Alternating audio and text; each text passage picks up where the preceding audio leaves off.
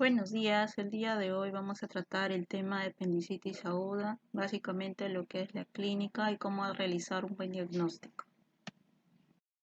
A manera de introducción, la apendicitis aguda es la urgencia quirúrgica abdominal más frecuente en el mundo y si esta patología no es diagnosticada a tiempo puede conllevar a complicaciones para el paciente, aumentando la morbilidad y la mortalidad del mismo. La apendicitis aguda se trata de una inflamación del apéndice. Este está localizado en la base del ciego, cerca a la válvula iliocecal. Dependiendo de la localización de la punta, este puede ser retrocecal, subcecal, preilial, posilial y pélvica, así como vemos en la imagen. De acuerdo a su longitud, esta puede ser variable, su grosor generalmente de 6 milímetros. Su etiología puede ser debido a fecalitos, generalmente a los adultos mayores, en niños por hiperplasia linfoide, tumores, ¿no?, en adultos mayores con pérdida de peso y anemia, también debido a parásitos, entre ellos generalmente el Trichurus trichiura o los Oxyurus, y también puede deberse a por cuerpo extraño. La fase de la apendicitis aguda se consideran 4 básicamente: la fase congestiva, la supurada, la necrosada y la perforada. La fase congestiva es la primera fase, generalmente se da dentro de las 6 primeras horas, caracterizada por una obstrucción linfática y venosa. Y en la fase supurada, más de las 6 horas hasta las 12 horas, de la cual existe una proliferación bacteriana, predominio de Gram negativos. Después está la fase necrosada, más de 24 horas, que generalmente ocurre ya una obstrucción arterial, ¿no?, ya lo que es la isquemia, la necrosis. Entonces el paciente va a presentar fiebre y una leucocitosis marcada. Asimismo, los gérmenes que van a predominar son las bacterias anaerobias. En la perforada va a presentar característicamente complicaciones como peritonitis, abscesos, plastrón apenicular y la clínica básicamente el dolor al rebote. Y los gérmenes van a ser las bacterias anaerobias, a diferencia de las fases primarias donde son las gram negativas. Clínicamente, nuestro paciente va a venir con un dolor abdominal periumbilical, que este va a ser inespecífico, ¿sí? Y con las horas este dolor va a migrar hacia el cuadrante inferior derecho, localizándose en diferentes puntos. El más frecuente es el punto de McBurney, ¿no?, el cual está localizado en el tercio externo y tercio medio de la línea recta, ¿no?, entre la espina ilíaca anterosuperior derecha y el ombligo, entre el tercio externo y el tercio medio, ¿no? Y bueno, otra clínica del paciente va a ser que va a presentar anorexia, falta de apetito, náuseas, vómitos, síntomas atípicos como indigestión, flatulencia y diarreas.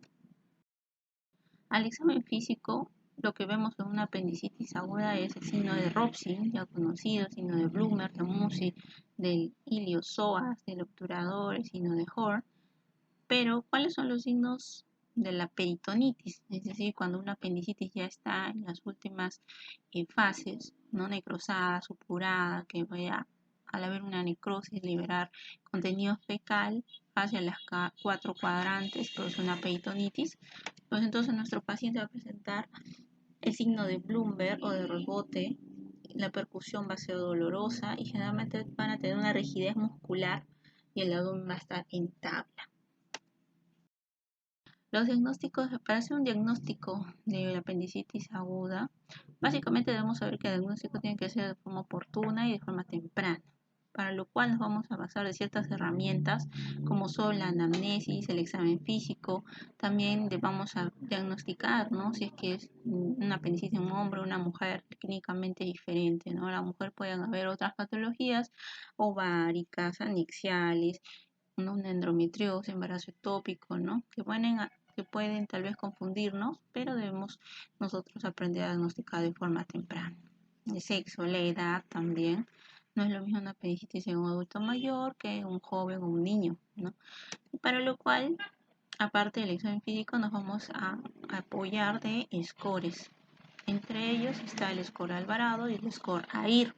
El score Alvarado es un score muy conocido, ¿sí?, y es práctico de usar en emergencia.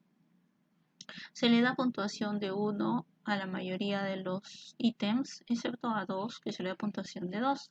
Lo que es la leucocitosis le dan puntuación de 2 y también el dolor en cuadrante inferior derecho, que le dan puntuación de 2. Todos los demás le dan puntuación de 1. Recalcando que la anorexia es uno de los síntomas primarios que puede tener el paciente, ¿no? De manera que finalmente el resultado del score va a dividirlo en 3 grupos. De 1 a 4, en el cual se descarta un diagnóstico de apendicitis. De 5 a 6, el cual el diagnóstico es dudoso y se manda a hacer una tomografía al paciente, una tomografía de abdomen, lo cual se va a reevaluar con el resultado de la tomografía. Y de 7 a 10 nos da ya un diagnóstico de apendicitis aguda muy probable y en la cual pues el paciente va a tener que ser programado a la operación.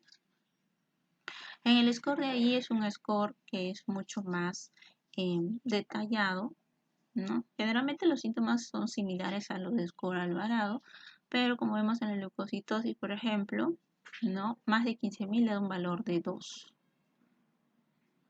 Entonces la puntuación de 1 a 4 va a ser baja probabilidad, de 5 a 8 indeterminado, de 7 a 10 de alta probabilidad, por lo tanto va a necesitar entrar a operaciones para una apendicectomía.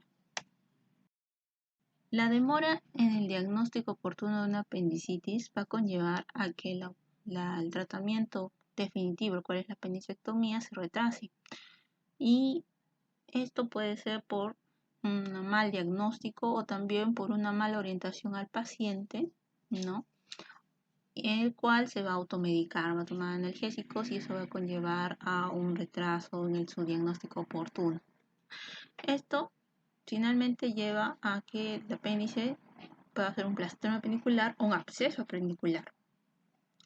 Clínicamente, ¿cómo lo diagnosticamos? Bueno, en ambas patologías, tanto el plastroma y el absceso, va a sentir a la palpación una masa en fosa ilíaca derecha. También va a haber dolor y va a haber una historia subaguda del apéndice, más de 3, 4, 5 días. Una apendicitis aguda, paciente automedicado. Signos de peritonitis, sepsis va a ser mucho más frecuente con el absceso apenicular. El diagnóstico, básicamente vamos a necesitar ya de una tomografía con contraste y el tratamiento generalmente en estos casos es médico, excepto en el absceso que también se opta por un drenaje percutáneo. Y la apendicectomía va a ser diferida, generalmente a las 8 a 12 semanas posteriores se va a realizar la apendicectomía. Entonces recordemos que tratemos de evitar llegar a este tipo de complicaciones, tanto del plastroma apenicular, del absceso apendicular, y tratemos de que el diagnóstico sea oportuno con una apendicectomía temprana. La apendicitis en casos especiales. Existen ciertos casos, por ejemplo en el grupo etario, ¿no? Ciertas condiciones del paciente que va a definir o puede complicar un diagnóstico de apendicitis, porque no todos los pacientes son iguales. Entonces, en los niños se debe realizar un buen examen físico, dolor, diarrea o estreñimiento, fiebre y complicación. Y eso es, la fiebre puede ser una complicación precoz, ¿no? A diferencia de los adultos, que la fiebre generalmente lo presenta ya en las últimas fases de la apendicitis. Si hablamos de la gestante, la guía de Gesalín nos menciona que la gestante va a tener como causa de abdomen agudo quirúrgico la apendicitis, ¿no? Y sí o sí, su tratamiento es quirúrgico. En los ancianos es más frecuente las complicaciones, pero también te podemos pensar en otras patologías oncológicas, sobre todo si ellos tienen anemia o pérdida de peso. Y en pacientes inmunodeprimidos con VIH, códigos, muy frecuentes las complicaciones que han presentado dolor crónico, ¿no? A veces debido a otras patologías como infección por citomegalovirus que puede confundir clínicamente, ¿no? Con el diagnóstico de una apendicitis. ¿Cuál es la importancia de este tema? La importancia de este tema consiste en saber identificar de forma adecuada y temprana el cuadro de apendicitis aguda y evitar las complicaciones de esta patología.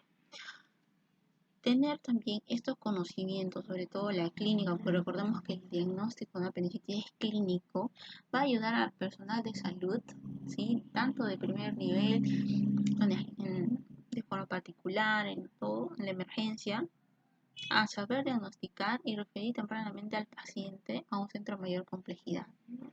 ¿Por qué? Porque si demoramos en el diagnóstico oportuno de la apendicitis o lo confundimos con una gastritis o con otras patologías, vamos a hacer de que esto se complique con un absceso o un plastrón, como ya lo mencionamos.